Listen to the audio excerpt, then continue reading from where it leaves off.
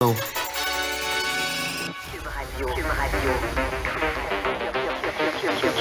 Radio.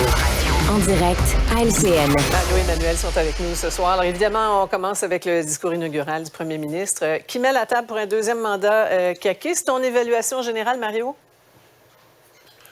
Ben, c'est pas un discours, il n'y a pas de surprise. Hein, c'est pas un discours. Pour moi, l'élément, peut-être s'il y en avait une, de trouver quelque chose qui pourrait surprendre, c'est à quel point c'est arrivé tôt dans son discours, là, sa vision en environnement, son espèce d'adéquation qu'il fait ou de conjugaison qu'il fait de l'objectif de réduire nos émissions de gaz à effet de serre, là, de vraiment respecter nos cibles, mais en faisant une opportunité économique. Donc là, on imagine tout son plan sur le Québec devenant producteur de batteries, le Québec qui vend son énergie, son électricité, etc.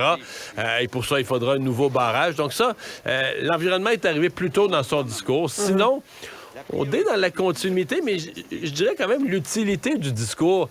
Tu sais, sa campagne électorale, il ne faut pas s'illusionner. Il n'avait pas tellement passé ses messages, avait été surtout en réaction. Et c'était assez, tu sais, il y avait des petites choses à la pièce. On va envoyer un chèque aux gens pour l'inflation, mais c'était assez difficile d'en tirer une vision d'ensemble. On l'a un peu plus. Là. C'est pas parfait. C'est plus faible sur certains thèmes comme l'éducation. Mais on a quand même un peu plus une vision d'ensemble de qu'est-ce qu'il veut accomplir dans ce mandat. Ouais. Emmanuel, continuons vers quoi? On le sait peut-être un petit peu plus clairement. En tout cas, c'est un mandat qui ne tournera pas autour d'une pandémie, là, mais qui devra gérer ses multiples conséquences.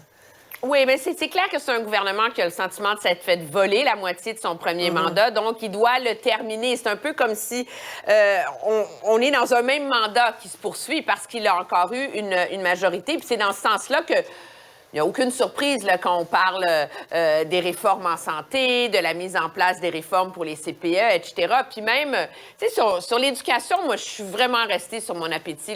Monsieur Legault qui dit c'est ma priorité numéro 1, il n'y a rien de plus important. Finalement, c'est quoi, continuons? Ben, c'est embaucher des profs puis rénover des écoles. Je m'excuse, dans une province où on a un système d'éducation à 3 vitesses, là, il y a plein de choses, une réflexion à avoir là-dessus au bas mot. Ça, trop divisif, on met ça de côté. Finalement, là, Sophie, c'est un gouvernement qui en a une vraie priorité. Il y en a une priorité, c'est l'économie, qui a décidé de marier avec l'environnement pour transformer la lutte au changement climatique, non pas comme un poids puis un boulet à surmonter, mais comme un levier puis une opportunité extraordinaire pour le Québec. Puis, il y a bien sûr la question de la langue et de l'immigration. Puis, à ce chapitre-là, je pense qu'il y a une prise de conscience de la part du gouvernement que le projet de loi 96 était insuffisant puis qu'il va falloir aller plus loin. Oui. On se demande d'ailleurs s'il y a une ouverture là, vers la loi 101 au cégep. Enfin, est-ce qu'il y a, question du français, Mario, est-ce qu'il y a de quoi renverser la vapeur dans les mesures envisagées, ce qui a été annoncé aujourd'hui?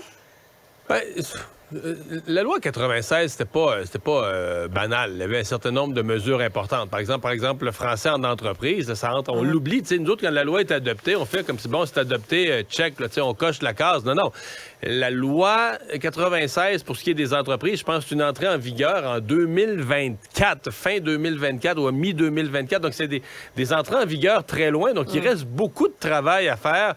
Concrètement, comment tu vas faire ça? Aujourd'hui, le Statistique Canada nous fait le bilan le portrait tel que recensé dans le recensement de 2021. Et là, 20 des milieux de travail au Québec, ça parle pas français, mais à Montréal, c'est 30 Alors, imaginons bien que les nouveaux arrivants, là, qui parlent pas un mot français, et qui parlent pas d'anglais en arrivant, là, qui ont une autre langue maternelle, et que là, ils arrivent au Québec. Mais c'est sûr qu'il y en a beaucoup qui finissent dans ces milieux de travail-là, qui parlent déjà, souvent, là, ils parlent pas du tout le français, mais ils parlent un tout petit peu, quelques mots, ils baragouinent quelques mots d'anglais. Fait qu'ils se débrouillent avec ça dans un milieu de travail où ça travaille en anglais, et apprennent l'anglais, et vivent un peu plus en anglais. Et c'est tout ça, là. Donc, c'est énorme ce qu'on a à revirer comme tendance. Et je pense que la prise de conscience de François Legault, c'est qu'à Montréal, des fois, tu te demandes, est-ce qu'il est trop tard? Est-ce qu'il reste assez de francophones à Montréal pour revirer la tendance ou est-ce qu'à Montréal, le train est juste passé? Là, le français, c'est fini, c'est du passé. C'était ma question, Emmanuel. On a un peu le sentiment qu'il est minuit moins une, là, puis le ministre Roberge qui l'a bien dit, tous les voyants sont au rouge, puis il appelle un grand réveil national, mais effectivement... Mais moi, j'aime ça, l'expression du réveil national, parce qu'objectivement, à un moment donné, là, on ne peut pas protéger le français au Québec si les francophones ne décident pas, eux, de le protéger, de le défendre et de se battre pour. C'est sûr que le plus gros problème auquel M. Legault est confronté, c'est que, tu sais, là, il parle d'immigration 100% francophone. Je vous fais une prédiction, Sophie, ça n'arrivera pas. parce qu'il y a plein de façons d'y échapper.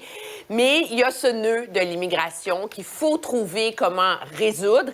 Et dans ce sens-là, oui, faire mieux. Puis ça, c'est intéressant que M. Legault l'ait dit dans son discours. On ne peut pas aller quêter des pouvoirs à Ottawa si nous, on ne fait pas mieux chez nous.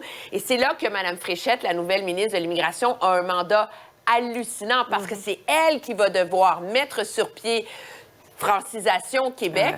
Et finalement, ça, c'est réussir à franciser les immigrants adéquatement, alors que depuis des décennies, les gouvernements passés ont échoué là-dessus. Ouais. En terminant, on va y aller sur l'Alberta, hein, parce qu'on se demande « What does Alberta want? » Projet de loi là, qui a été déposé, qui va être une sorte de bouclier constitutionnel pour protéger les Albertains contre les excès du fédéral. Là, Daniel Smith qui s'est fait élire sur cette promesse-là. Ça promet pour une chicane assez costaude avec Ottawa, ça, Mario. Oui, absolument. Le titre du projet de loi est quand même intéressant, parce que si on essaie de le traduire en français, là, c'est la loi sur la souveraineté de l'Alberta dans un Canada uni. Ouais. C'est vraiment la traduction littérale du titre. Et c'est vraiment ça. On dit, nous, on veut rester dans le Canada. Même dans le projet de loi, c'est écrit, pas question là, aucune forme de séparation. C'est pas ce qu'on veut. Dans le fond, on veut pas faire comme le Québec a menacé, mais on veut que les lois du Canada qui font pas notre affaire s'appliquent pas chez nous, ou qu'on puisse se battre pour empêcher que les lois... Quand une loi du Canada fait pas notre affaire, qu'elle s'applique pas sur le territoire de l'Alberta... Je veux dire, moi, je trouve que ça n'a pas de saint bon sens. C'est sincèrement, je trouve que ça n'a pas d'allure comme approche. Mais si j'étais François Legault, je la traiterais un peu comme une sorte d'allié, dans le sens de dire, regarde, là, ça remet de l'avant toute la question du fédéralisme centralisateur, puis... Mais je vois pas sincèrement, je vois pas où ça s'en va, là, ce projet de loi-là. Manuel, Daniel Smith, une alliée de Legault. Oui, mais je pense que oui, dans l'idée de tenir la ligne dure contre le Ottawa centralisateur, mais... Pour donner un exemple aux gens sur comment ça ne tient pas la route, cette histoire-là, il y a un nouveau projet de loi sur le contrôle des armes à feu qui impose des peines criminelles pour les gens qui vont avoir des armes interdites. Mme Smith dit non, ça ne s'appliquera pas chez nous. Écoutez, on ne peut pas avoir le code criminel qui ne s'applique pas pareil d'une province à l'autre. Je disais en blague à Mario ce matin, son projet de loi à elle, c'est comme la gouvernance souverainiste sur des stéroïdes, là, tu sais. Mais en attendant, M. Trudeau, lui, va laisser les Albertains faire leur affaire, puis il va retarder le plus possible le moment où l'affrontement va avoir lieu. Ça doit le fatiguer un peu quand même. Merci. Oh, il y a quoi? Merci à vous deux.